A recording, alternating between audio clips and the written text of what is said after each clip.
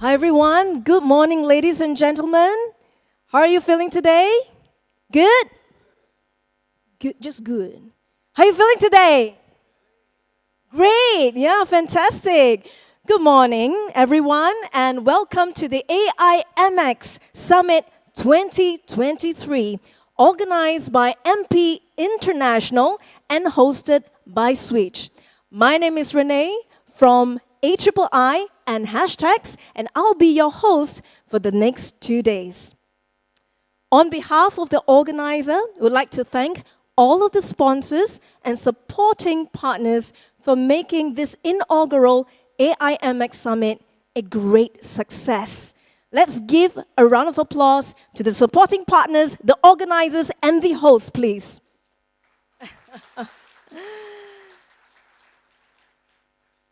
In converging AI conversations at Switch, the AIMX Summit will bring together AI industry leaders from Asia, Australia, Europe, and beyond to share and collaborate on AI for governance, AI for good, and AI for the industry. The first day will spotlight global perspectives on AI governance and the use of AI for good, with industry experts across the globe who will be taking stage to share their thought leadership and best practices. On the second day, the AIMX Summit will shift its focus on its application of AI for the industry. Co-curated with AI Singapore, the program will feature panel sessions on topics from mainstreaming AI for Singapore enterprises to an AI technology demo that will feature emerging AI solutions.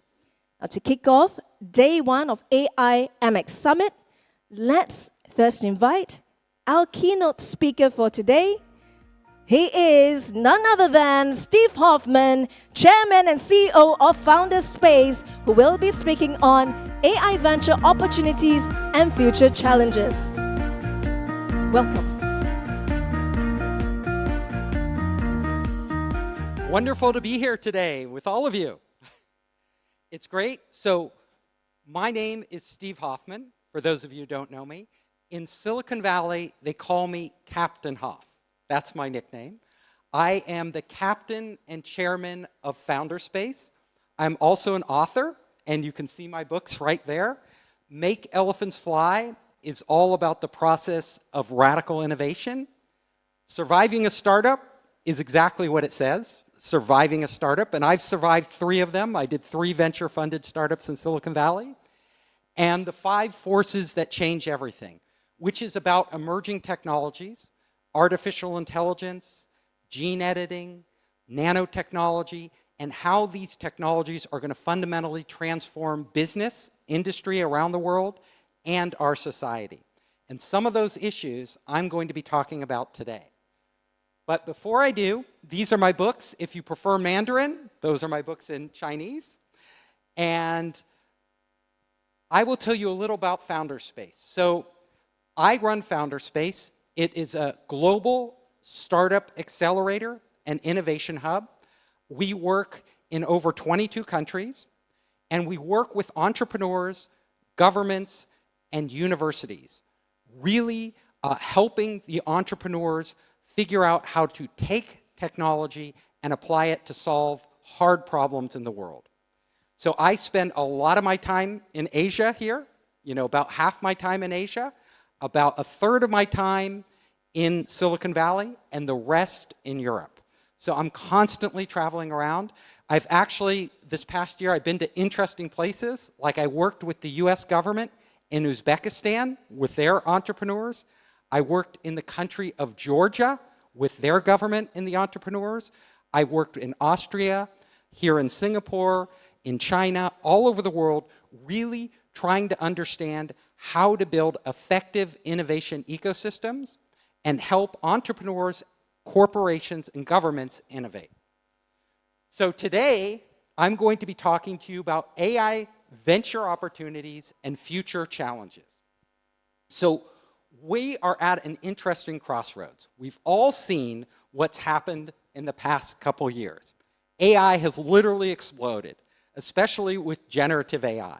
You know, it's on everybody's mind. Everybody's talking about it. Few people actually understand it at a deep level. Maybe a number of you in the room do, but most people don't.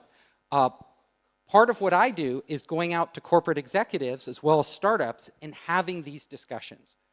What do we do with AI? Where is it useful? Where should we worry about its applications? And what's interesting is the different approach people are taking. So in Silicon Valley, and I think a lot of you have been there, in Silicon Valley, our approach is just, we tell government, stay away. Let us do whatever we want. Silicon Valley's view is let the startups have free rein to take technology and apply it wherever they can, and don't interfere. That is generally the mindset. I'm not talking everybody, I'm just talking the general mindset of Silicon Valley.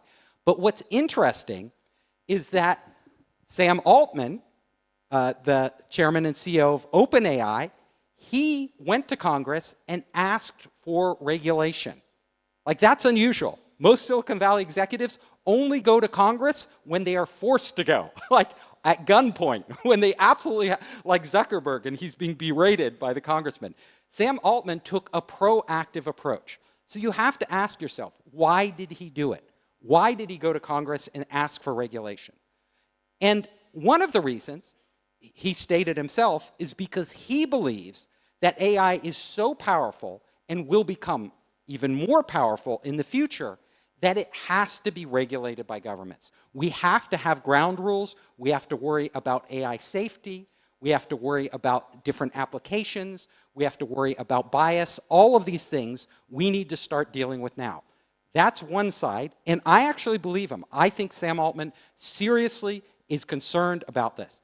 On another side, you could look at it not so altruistically, in that OpenAI is the big player. So what he's doing is the big players can deal with regulation much better than emerging startups. It's very hard for an emerging company to comply with strict regulations because there's a cost to it, especially when it involves hiring lots of humans, like OpenAI did, to do reinforcement learning so that they can train the AI not to make mistakes, not to be biased, all these things. Startups can't afford to do that, most startups. OpenAI could because they had the backing of Microsoft. But if you don't have the billions of dollars, very hard to do it. So it's also to his advantage. What does this mean? Well, we all know that AI legislation is happening, and it's going to happen around the world. The question is how. And as I think everybody in the room read, Biden announced an executive order just yesterday to regulate AI in the United States. Now this, I won't go into all the details because I could spend the entire time talking about his executive order, but he's very concerned with AI safety, you know, the safety of applications. He's also concerned about bias and discrimination of AI and a number of other issues. So it's pretty far-reaching. However, it is really just the start. It is a start, and I would say a good first attempt at trying to get corporations to act responsibly and actually follow certain protocols in testing their AI. But the harder questions come later, and this is what I want to talk about in this speech. So who decides what is good AI? I mean, who of you knows what an ethical AI looks like? Because if you do, come to me. You know, so there's one person who knows. You come to me afterwards and explain what an ethical AI is, because I'm having a hard time understanding ethical AI. And I will tell you why. Because people can't even agree on ethics. You go in a country like mine, United States, and when people tell you what's ethical and what's unethical, you get a whole range of opinions on social issues, on personal issues, on sexual issues, you name it, people will disagree on what is ethical. You go between countries, the United States and a Muslim country like Saudi Arabia. Very different views on what is ethical. Between Saudi Arabia and China, very different views. So what is a good AI? What is an ethical AI that acts in society's interests? Well, every country will have its own version, ultimately. And the even harder part is, how can we even make AI or applications comply with this? Well, on the front lines of this are the researchers, the startup founders, and the venture capitalists. We're the people kind of in the driver's seat because most of the most powerful AIs right now are in the hands of private corporations. These are corporations and startups developing and experimenting with the technology, researchers in the labs. We are on the front lines. So at this conference today, I think we're going to hear many opinions. And I personally, I've written about this in my books. I've spoken about it numerous times. I am very concerned about AI. I am not concerned in the Elon Musk type way. I am really not concerned about intelligent AI taking over the world and conquering humans and wiping us out. That is science fiction. I am concerned with my number one concern is not AI, but how humans use AI. How do we are the danger. Look at what we've done to our planet. Look at the wars around the world, Israel, Ukraine, on and on. Look at the global tensions. We are the danger. AI is just a much more powerful tool, and we can use it to suppress human beings, to cause massive devastation in wars, in other ways, cyber threats, or we can use it for great good. So this is what we're faced with. And I ask you, and I want to discuss this after this conference and during the next 2 days with many of you, what can we do? Like, what framework can we set up? Do we need an open source framework that we put on the internet where we start figuring out what are the rules that we should develop? What should a startup founder do? How do they know they're developing an AI for good versus an AI for evil purposes? They usually come hand in hand. They're almost inextricable from one another because it can be applied both ways. That is a question I asked. And now I want to go into some of the issues, the complexities of artificial intelligence, and discuss them. So one application of AI, which I am personally very optimistic about, is elderly care. We know in countries around the world, whether it's China, Europe, all of the EU, South Korea, Japan, populations are aging. There aren't enough young people to literally take care of the elderly. So we're going to need AI to do that. AI to help lift them out of beds, AI to feed them, robots to help with this. Also, on a personal level, my father suffered a stroke. So he suffered a stroke. His memory, after you have a stroke, it was severely damaged.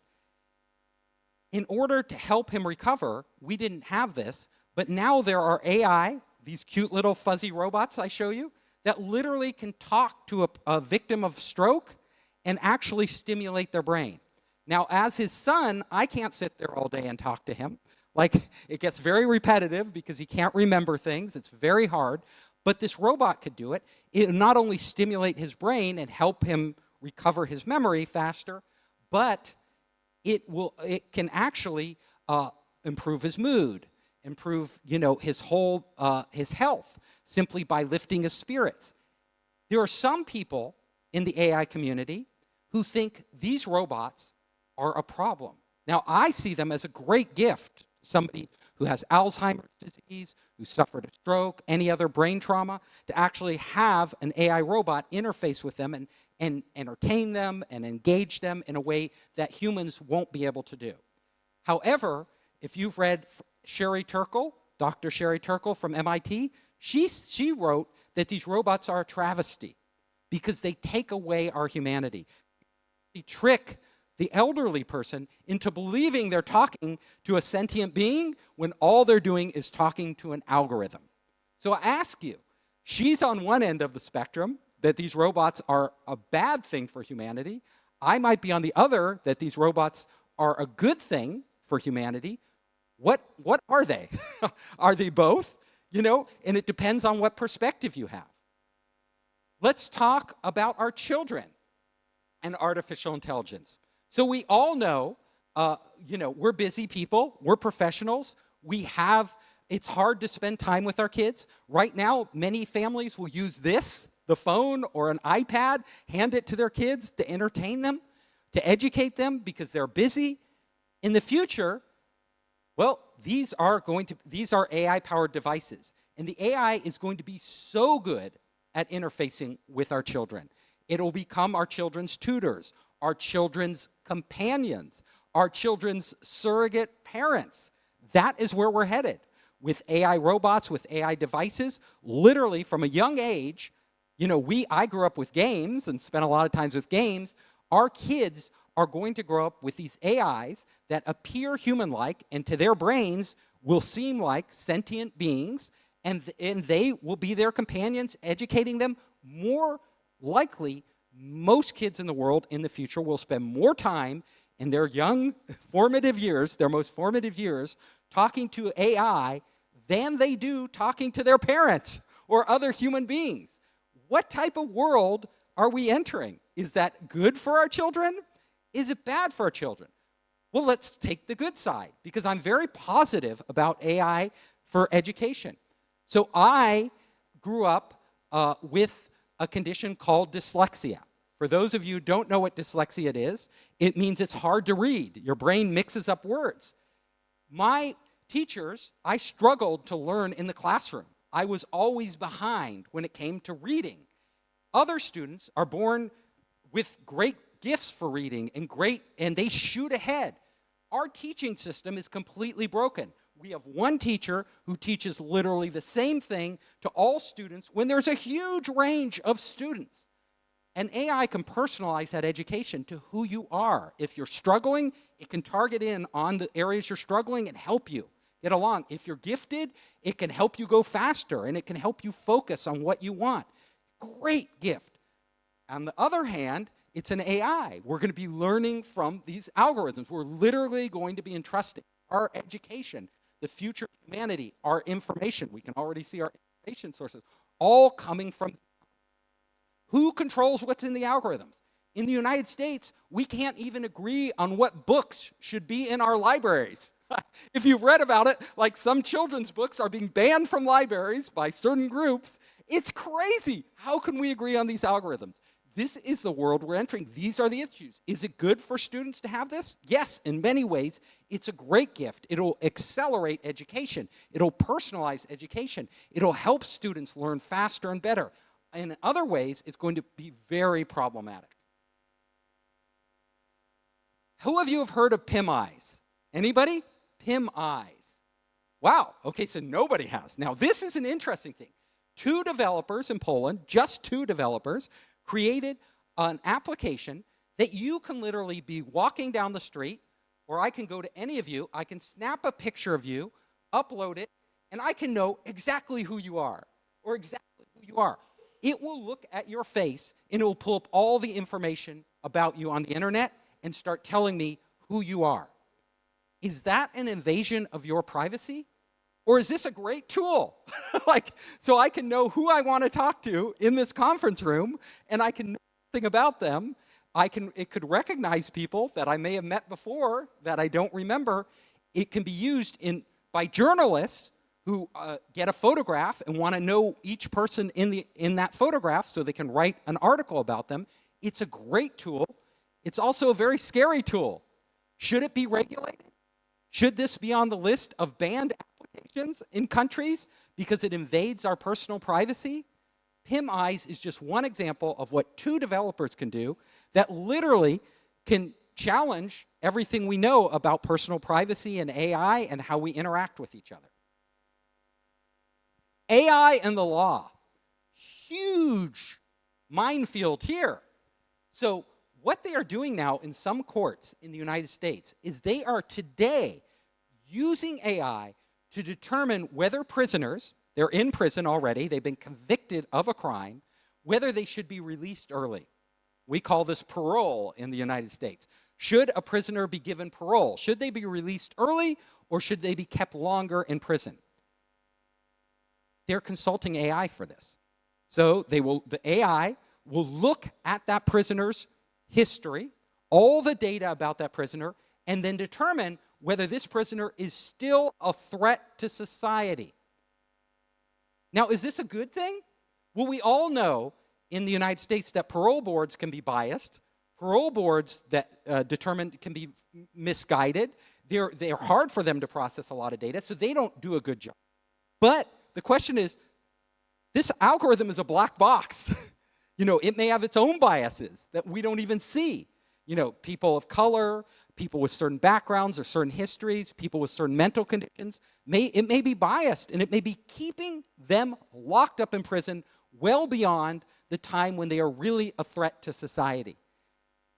Should we be delegating this type of control to artificial intelligence? I give you this example because it's being used today, and it will be used in all sorts of areas. It won't be just used in prisons. It'll for releasing prisoners. It'll be used in jobs. Should this employee be promoted or fired?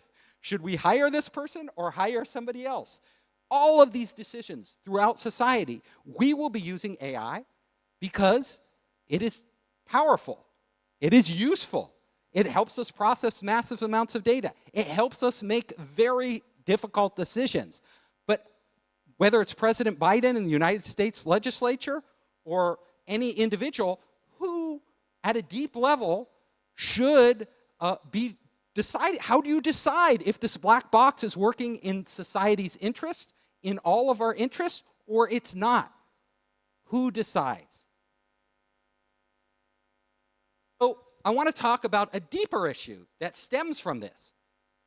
Increasingly, because AI is so powerful, all of us in our daily lives, in our work, everything we do, we will be delegating more of our decision-making to algorithms, to these intelligent machines. I can tell you, AI is going to be coming out and doing fantastic stuff for us. It'll be planning my trip. Like, I come from Silicon Valley. In the future, I won't have to have an assistant plan the trip. I will literally have a virtual AI book my hotel, know what hotel I like, know what price range I like, make my meetings, do everything for me on the trip to Singapore. I will have AI in the future that negotiates my business deals because it knows the terms. So when somebody comes to me with a proposal, I'll say, talk to my AI. And they'll say, talk to my AI. Our AIs will be negotiating. They'll work out the terms. They'll come back to us. We'll thumb up or thumb down. AIs will be helping me find business opportunities, help maybe many of you find your next job that you want, finding your life partner. They just have a new movie's coming out about an AI that helps people find their ultimate match, their soulmate. So this is the world we are entering into. But it is a world where we, all of us, will be increasingly handing over not just little decisions like what movie to watch on Netflix, but life-changing decisions to these algorithms. Why will we do it? And I tell you, all of us will do it. just like none of us can leave home without our phone, right? We cannot leave. Well, there's my phone. We cannot leave home without our phone. We simply can't. We will not be able to make decisions in the future without going to AI. So AI will become like our parents, and we will be little kids because it's so helpful to us, because it can process data in the ways our brain can't, and because ultimately, on average, the decision-making will be superior to the decisions we will make on our own. So we are now have to navigate this and figure out whether even that action is good for society or not so good for society. Let me get into an even stickier area, which many of you are possibly familiar with, but which has huge repercussions. So, have any of you used the application Replicant? Yeah, one there, Replicant. It is an online, AI-powered virtual girlfriend or boyfriend kind of dating app. There's another one called Character.ai, which are virtual companions online.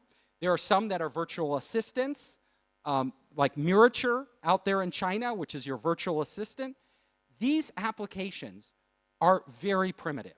Like I've tried all these different types of applications. The dating ones especially, I was very curious. What would a virtual girlfriend look like? And I will tell you, it is not compelling for me because I am more like a scientist. I could see right through it, like I poke holes in it.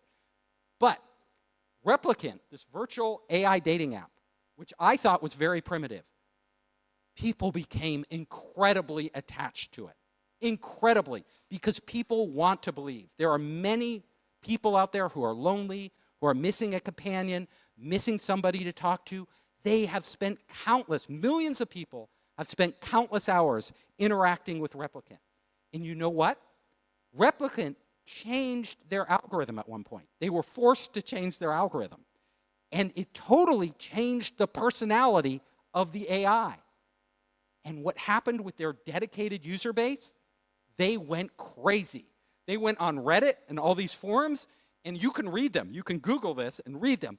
They went on Reddit, and they were like, "You killed my girlfriend. You killed her. You murdered her." That's how they felt. They felt you totally changed her personality. It's not her anymore. And they treated what I consider a very crude AI application as something very real, a real companion in their life. And why I'm saying this is not because of Replicant, because Replicant is the very first step. These AI companions are going, we all know, anybody who's seen the trajectory, these AI companions are going to become so sophisticated that they will literally be indistinguishable from human companions online. And people will form very deep bonds to them. And then, as an ethicist, you have to ask yourself, with this AI companion, what is our relationship?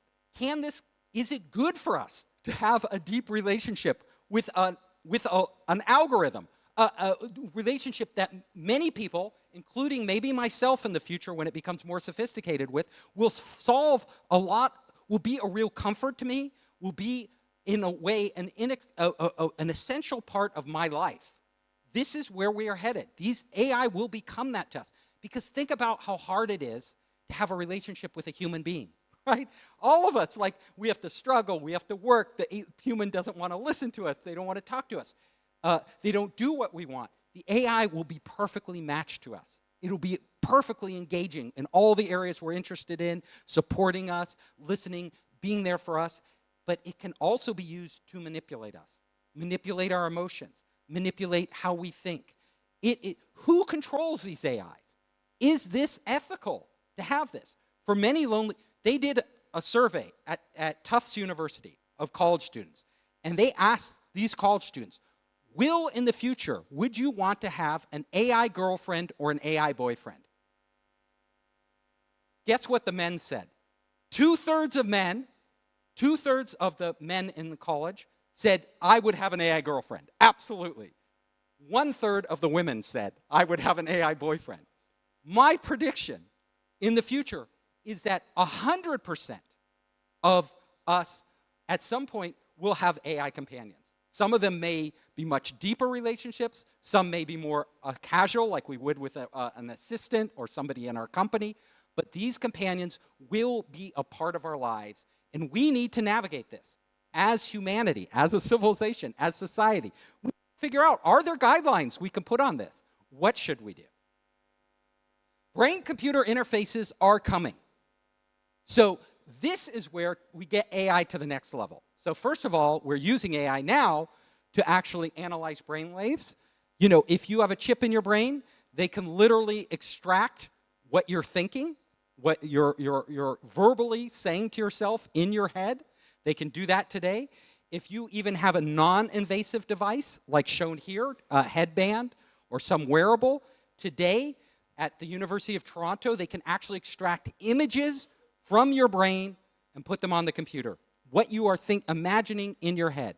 It's just a matter of time before we have very functional devices that literally replace our phones.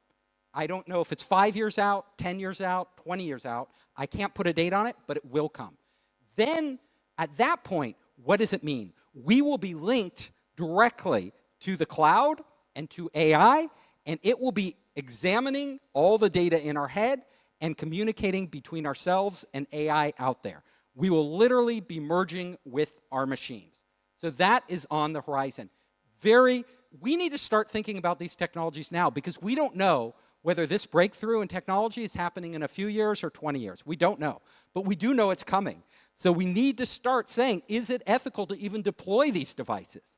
What does it mean for society, especially given everything else I've said? So I want to conclude.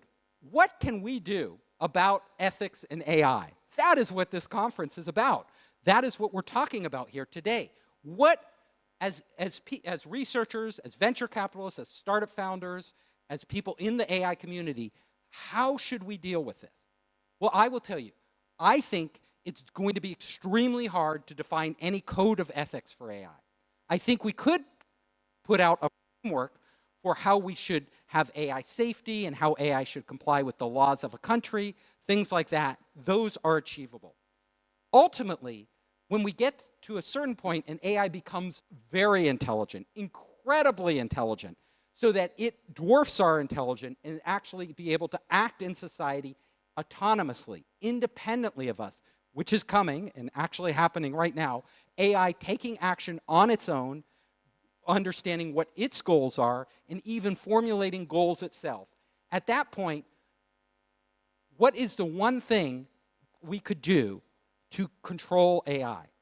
And I would say, my answer is, Stuart Russell wrote about this in his great book, Humans and AI, can we control AI when it reaches a point of superintelligence? Well, the answer is we can never control it. We cannot control AI in the future. We shouldn't worry about that. But what we should worry about is how AI views human beings.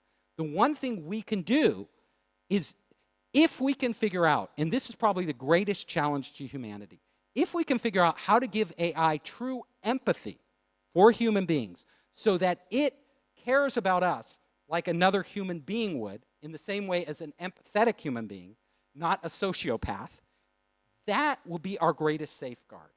Because an AI that truly has empathy with us will then be able to use its logic in a way that actually benefits humanity. So, I will wrap up my talk with that one thought, and I look forward to collaborating with you on some of these issues, because I think now is the time, and the people in the room, you have an interest, we can do this together. So if you want to reach out to me for any reason, my email address is me@founderspace.com. I tried to make it as simple as possible. You can go to my website, and I look forward to many discussions and the other panelists. Thank you so much. Thank you.